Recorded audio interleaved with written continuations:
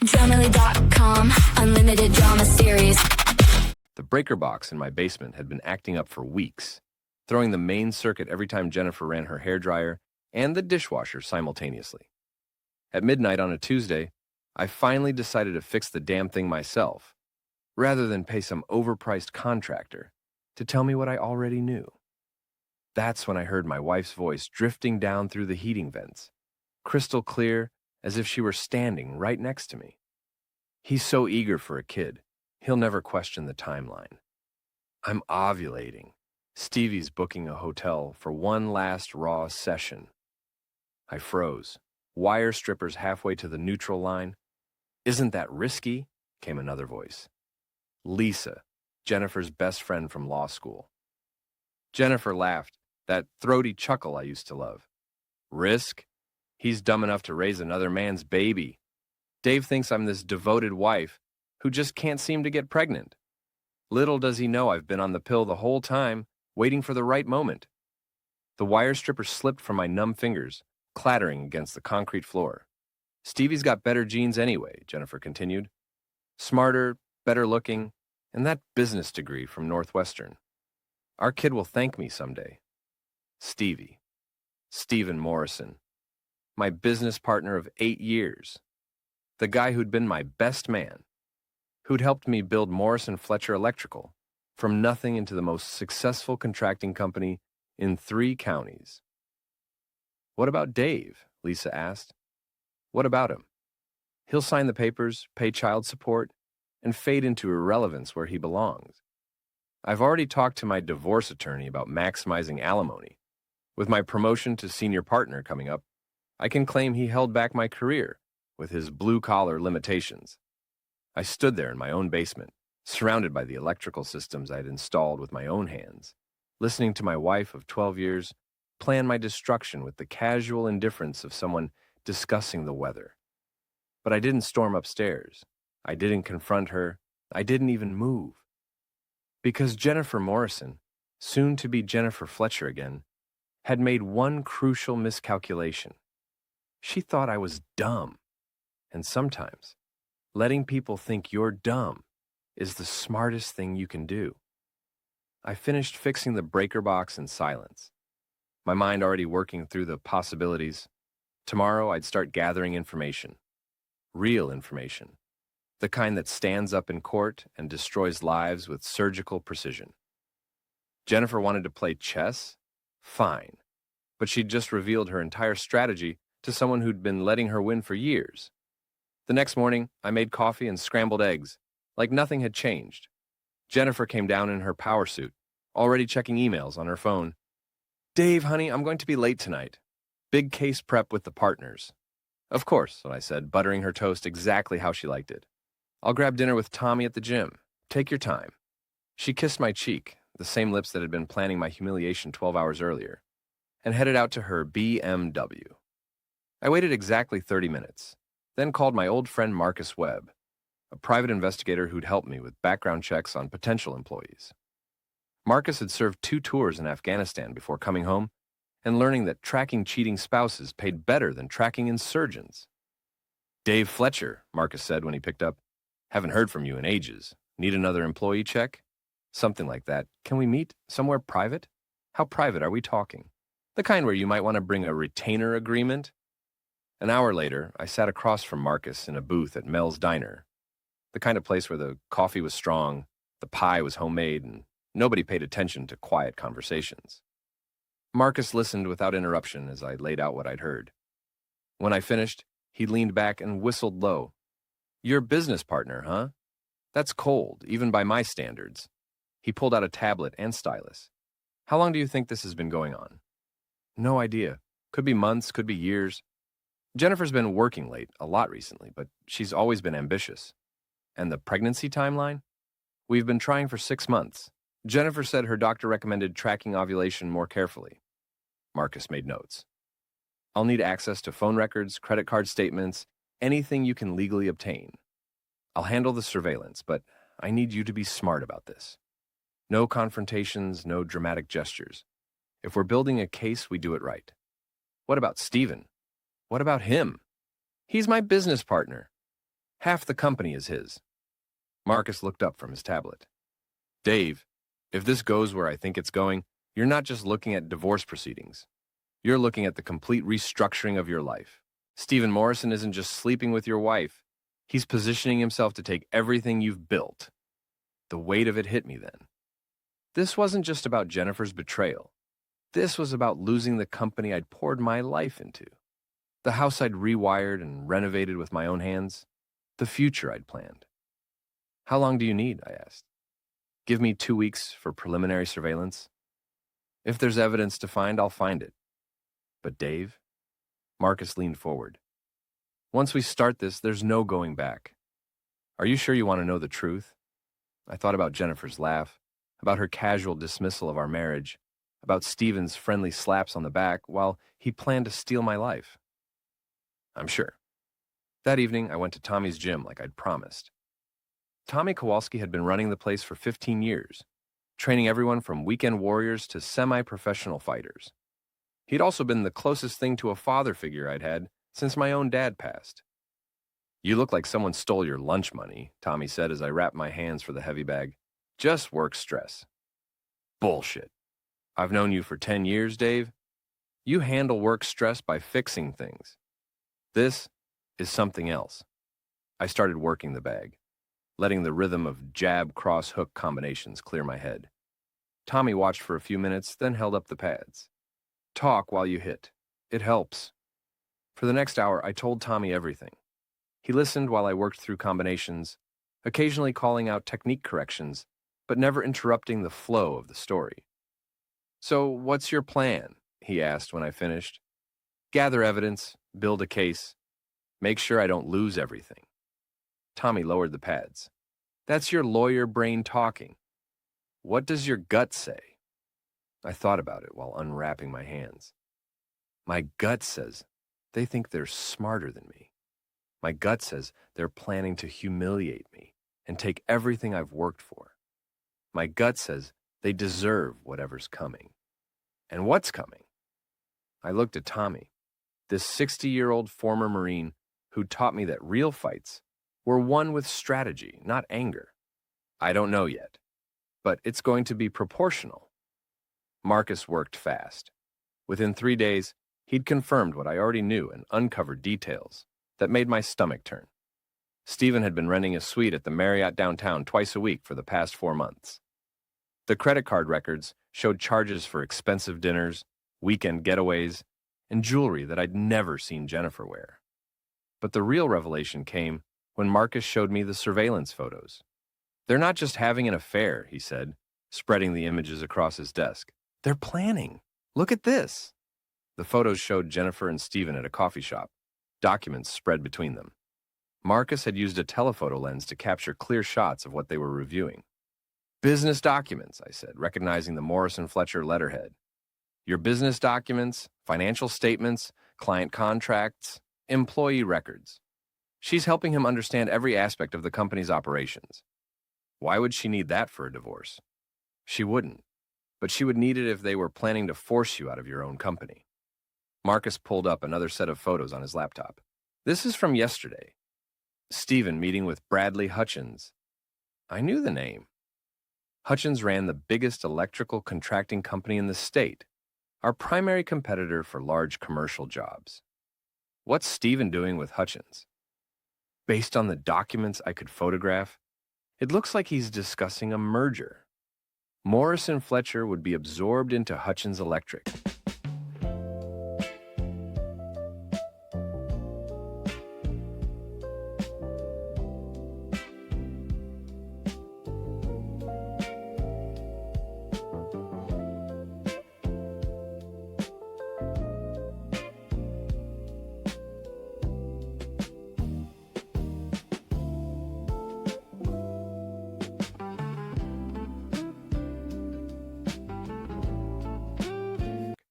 With Stephen taking a senior management position.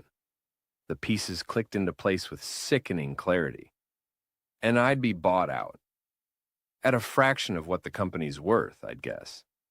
Especially if your personal life becomes a distraction that affects business relationships. I stared at the photos, seeing my future dissolve in real time.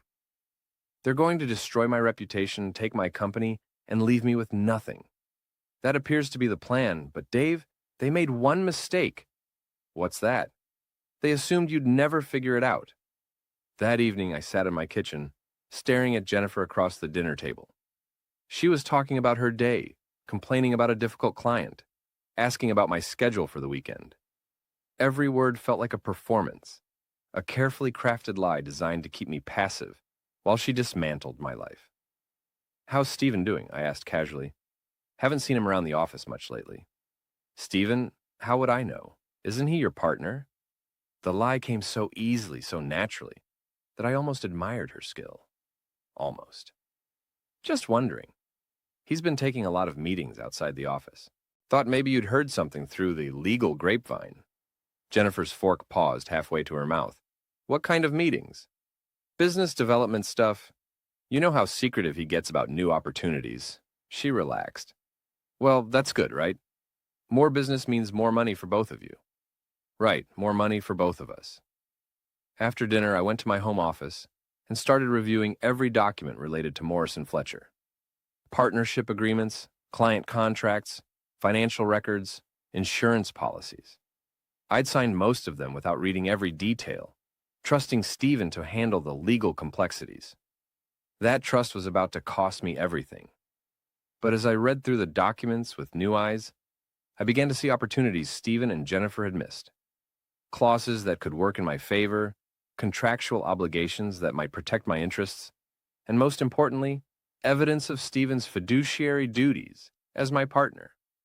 If Stephen was planning to merge with Hutchins without my consent, he was violating those duties. And if Jennifer was helping him, she was participating in a conspiracy to defraud me of my rightful share of the company. Marcus was right. They'd made a mistake. They'd assumed I was too dumb to understand what was happening. Time to prove them wrong. The next 2 weeks passed in a strange routine of normalcy and deception. I went to work, managed jobs, met with clients, and pretended everything was fine, while Marcus documented every secret meeting, every clandestine dinner, every moment of my wife's betrayal. Stephen, meanwhile, became increasingly friendly. He invited me to lunch, asked about my weekend plans, and even suggested we take a golf trip together. "You seem stressed lately," he said one Thursday afternoon as we reviewed the quarterly financials. "Maybe you should take some time off.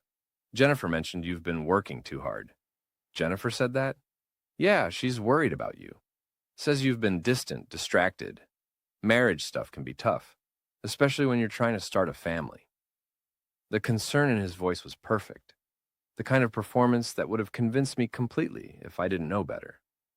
Stephen had always been good with people, charming and persuasive in a way that made clients trust him immediately. "Maybe you're right. Maybe I should step back a little, let you handle more of the day-to-day operations." Stephen's eyes lit up. "Really? I mean, I'd be happy to take on more responsibility, give you time to focus on your personal life." "Let me think about it." That evening, Marcus called with an update. "I've got audio now." Parabolic microphone picked up their conversation at the hotel restaurant. "And?" "They're moving faster than we thought. Stephen's already signed a preliminary agreement with Hutchins. The merger is scheduled for next month." "Next month? That's impossible. I'd have to sign off on any major business changes." "Not if you're deemed mentally unstable due to personal crisis. Jennifer's been building a case that you're having a breakdown. She's documented everything. Your erratic behavior, your paranoid questions about Stephen, your obsessive focus on having children.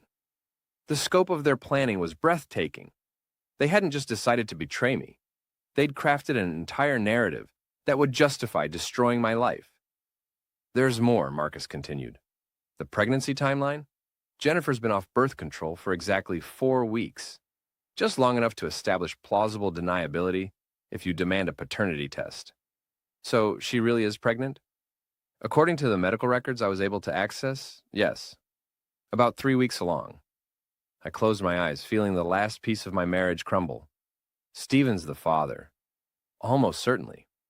But here's the thing, Dave. They're planning to tell you it's yours. Jennifer's going to claim the pregnancy is a surprise, a blessing that came just when you needed it most. She'll use your emotional response to the news as evidence that you're unstable, then file for divorce claiming you became abusive after learning about the baby. Abusive? I've never laid a hand on her. Doesn't matter. It's her word against yours, and she's a lawyer with documentation of your deteriorating mental state.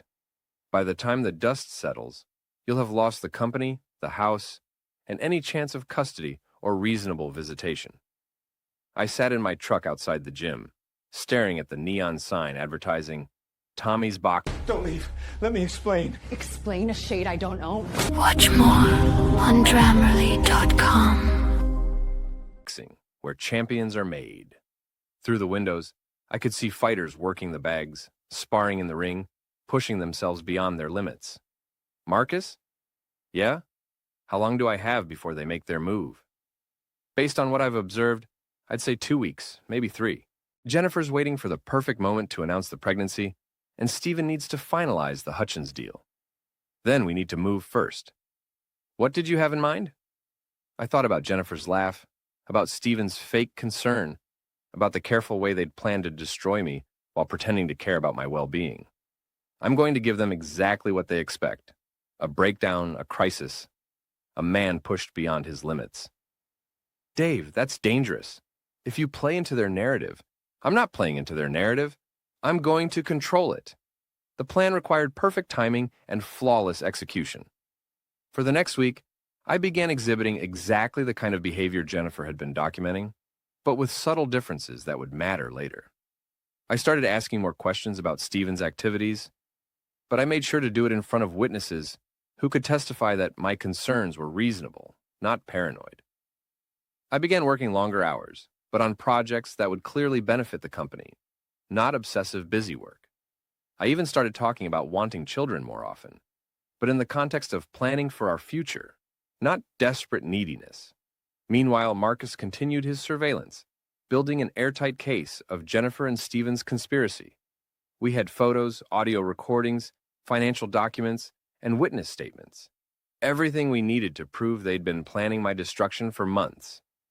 But evidence wasn't enough.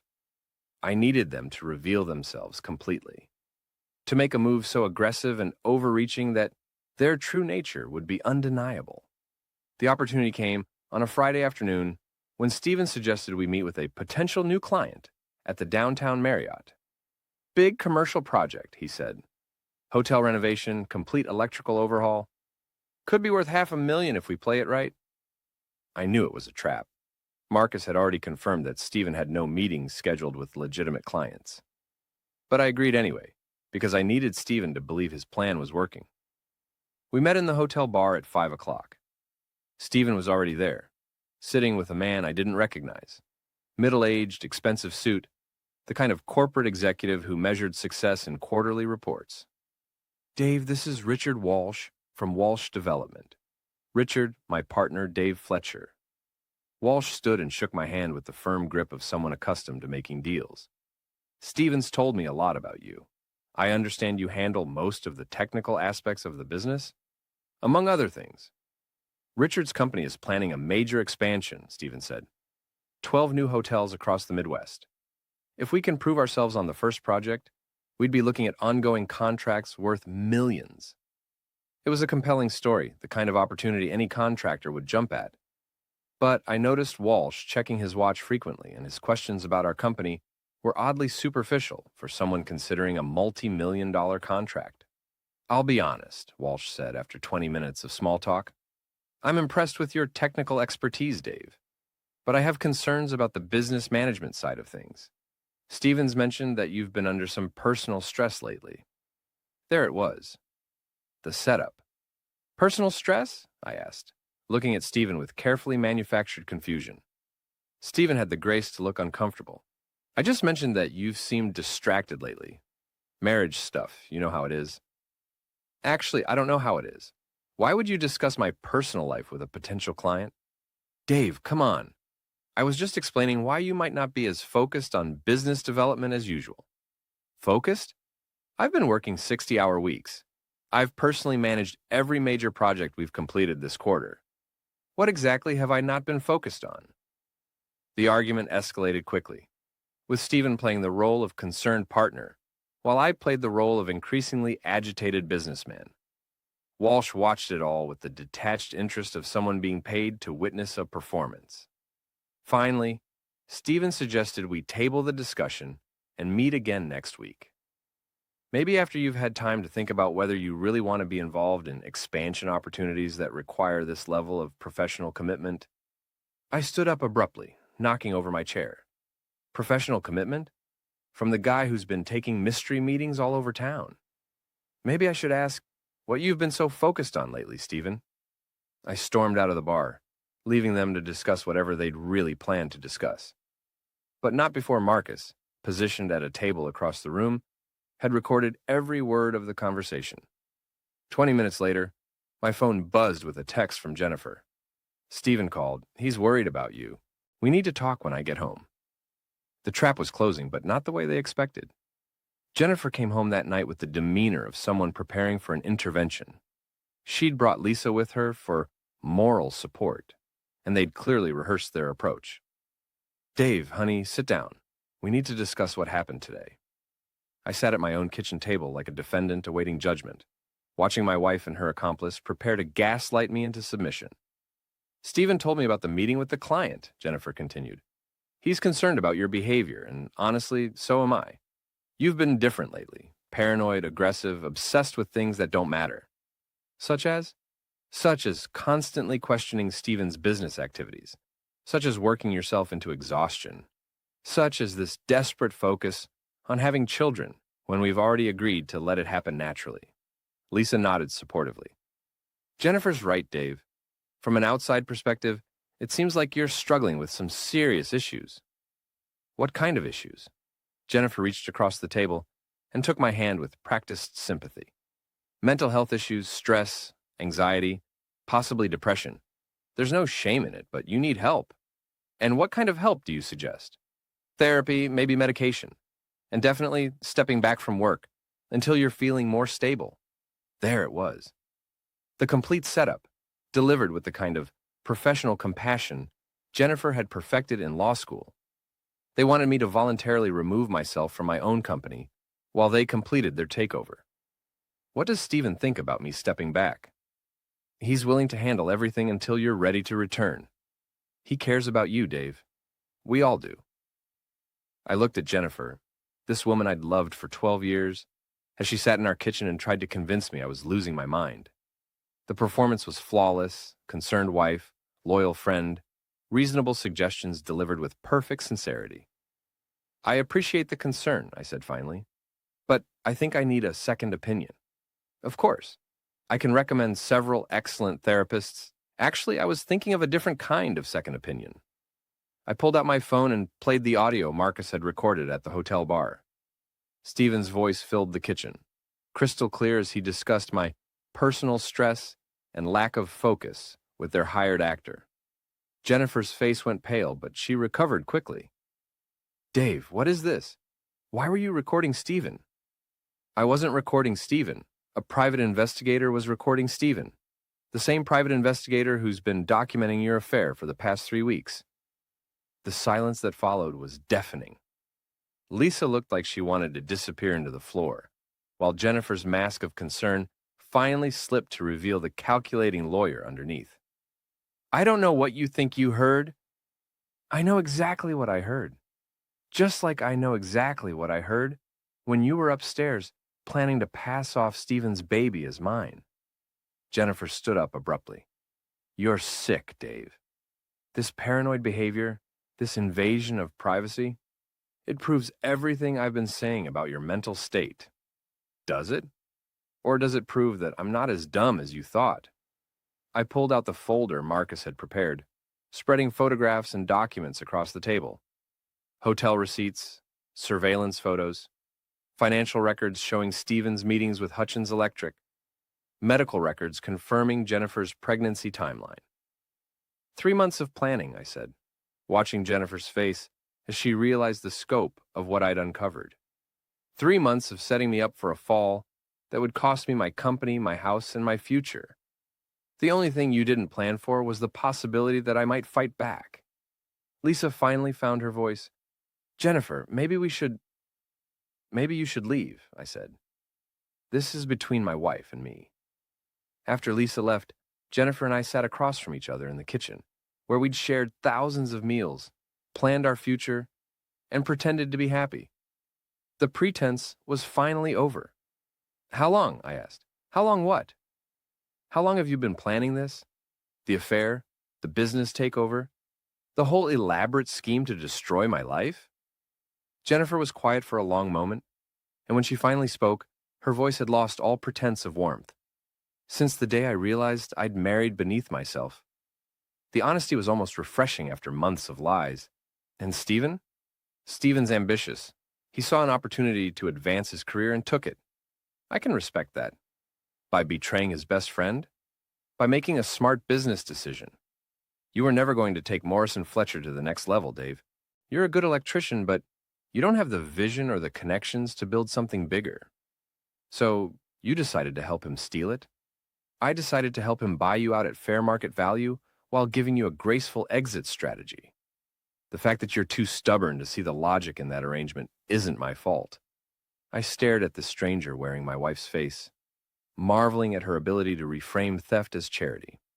And the baby? For the first time, Jennifer looked genuinely uncomfortable. The baby changes nothing. You'll have visitation rights, assuming you can demonstrate emotional stability. Assuming the baby is mine. Of course it's yours. Prove it.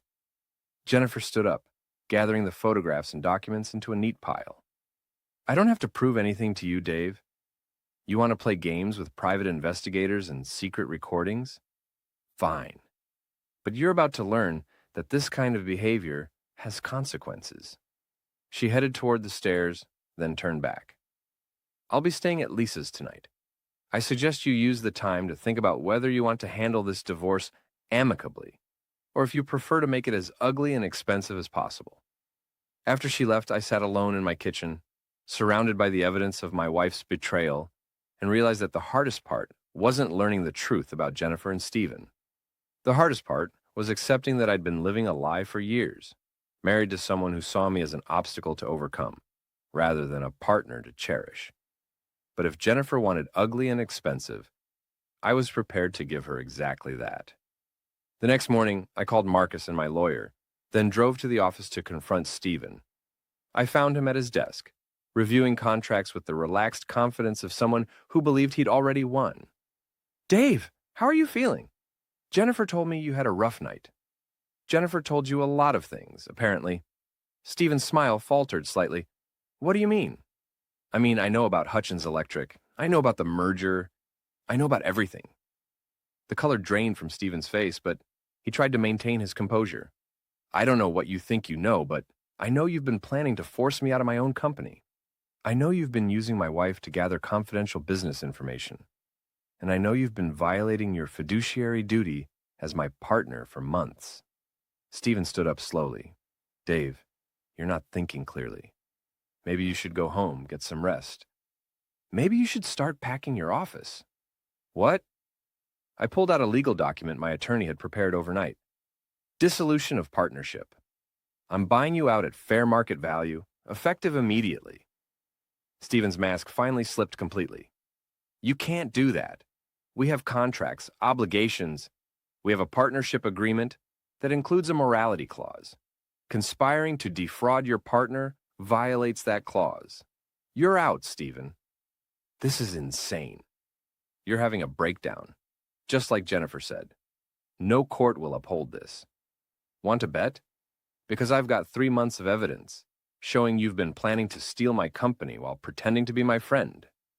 I've got recordings of you discussing my supposed mental instability with hired actors.